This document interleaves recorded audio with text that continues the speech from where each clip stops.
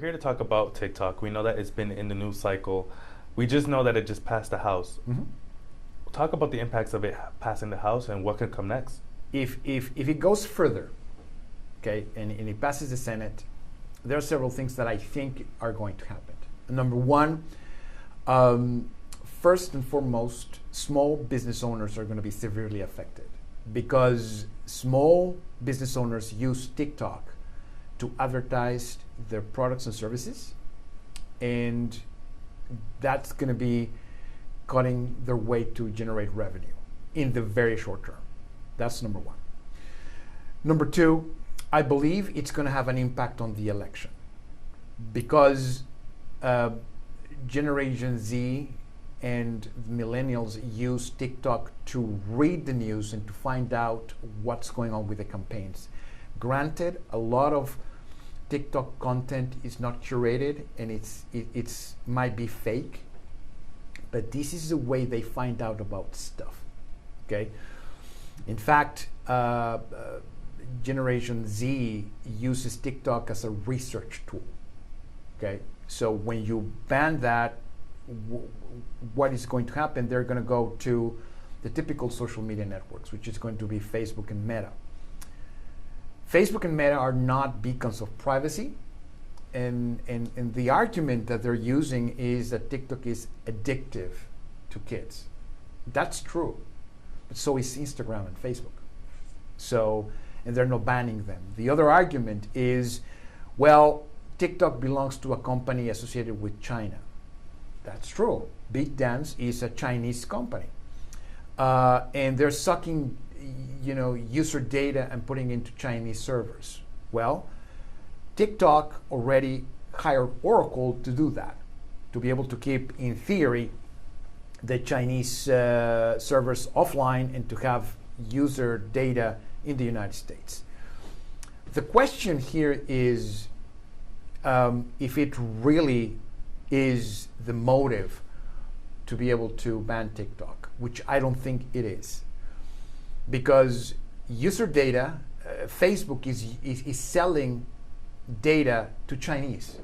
Instagram is selling American user data to the Chinese. That's happening. Instagram is also addictive to kids. So what's the difference? It's exactly the same thing. And if it passes, I think it's going to benefit Facebook.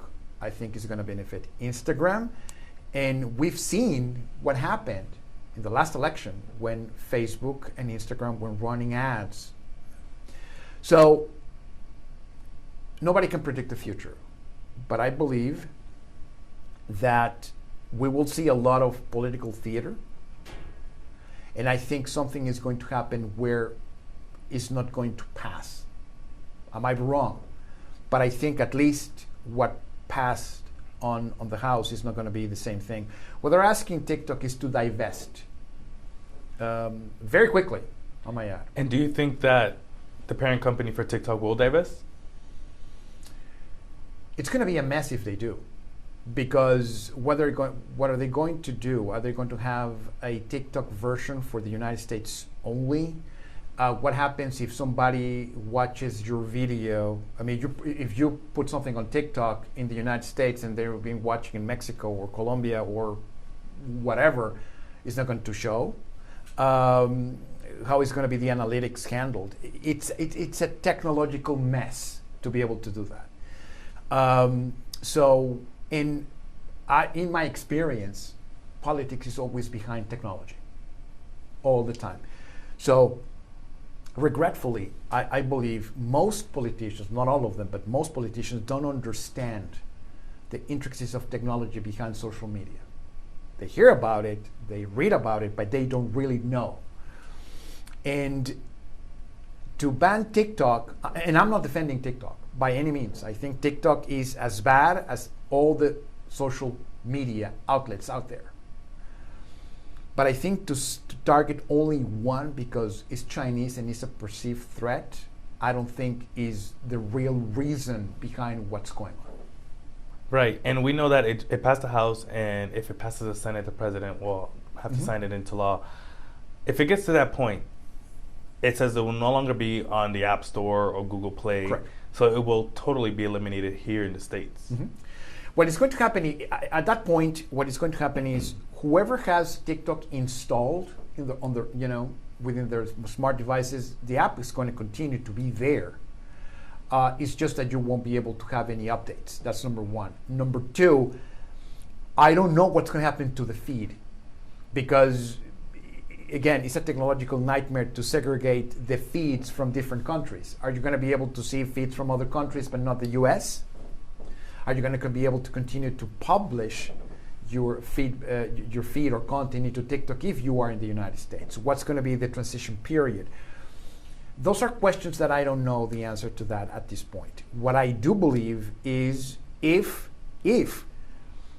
updates stop being pushed through the App Store and Google Play stores, that opens up a whole can of worms in terms of cybersecurity. If they find a problem with an app and some exploit that we don't know about yet, and they don't patch the app, it's going to be a problem for users within the United States. So there is a lot of repercussions if that happens. And Mr. Juan, we know that TikTok has taken the social media world by storm. Mm-hmm. And we've seen other platforms try to copy their version. We see YouTube Shorts, we see Instagram Reels, Facebook Reels. If TikTok is banned and it's no longer be able to download or receive updates, what other social media platform will benefit from this? Well, Facebook is going to resuscitate. We know Facebook is dying. Facebook has a massive amount of users leaving Facebook. Instagram is doing good. WhatsApp is doing good. Facebook, it's not doing good. It's not what it was 5 years ago. Certainly was not what it was in 2007 when I first got my first profile. So Facebook is going to have an influx of people trying to advertise. And my concern is that they are helping a monopoly, because there is no other social media outlet that can compete with Facebook except TikTok. X, Twitter, is not a competitor.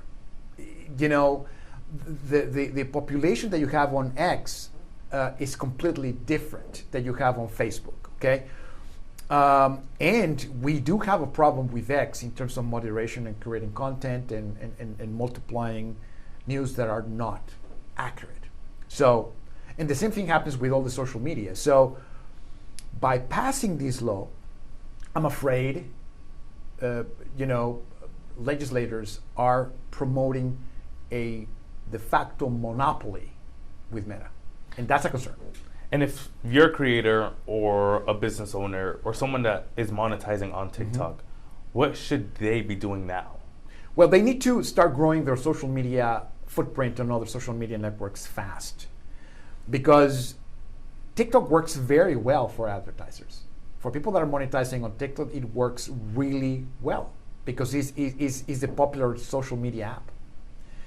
And if you want to reach a certain market, you go to TikTok. So what you need to do now is to start growing your other social media platforms, namely Instagram, which is kind of close, Threads, Facebook, to be able to have the same type of footprint. Often than not, some people have a stronger social media profile than others. Okay, that happens to everybody.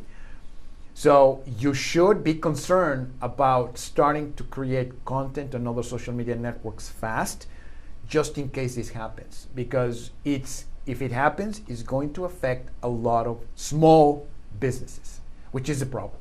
And Juan, just so I can have this for clarity, you're saying that if it does passes and it's no longer be able to be downloaded on the phones in the United States, if you have the app installed, it will still be there, it will still work, but you just won't receive updates. Let's say if you accidentally delete the app, you will no longer be able to download it. That's correct. That's correct. I don't think Google or Apple have the ability to overreach to your phone and delete any content. That's not, that hasn't happened yet, and I don't think they have the ability to do that. So whatever you have on your phone is going to stay on your phone. The questions are going to be, are you going to continue to receive new content? And of course, you won't be able to update the app. And let's talk about what different states are doing to kind of control TikTok. We know that in certain states, if you have a government phone, or if you have a company phone, you're unable to download TikTok on that app. Well, and that's understandable, though. If you have a government phone, the amount of data that TikTok and the other social media networks sucks out of your phone, it's chilling. Okay, so somebody on law enforcement should not have any social media installed on that phone because it can be tracked. Every picture that you post on TikTok, Instagram, Meta, whatever the social media is, has metadata that can pinpoint your location with great accuracy. So there is a reason for that. And I completely agree. But it's not only TikTok, it's every social media network we have access to. We voluntarily are giving our data to them. There's a reason why they're free. We are the product. But that happens everywhere. So if you're concerned about one, you should be concerned about the others. See, for example, in Europe, the way privacy laws work are completely different. And that's why Apple got a fine.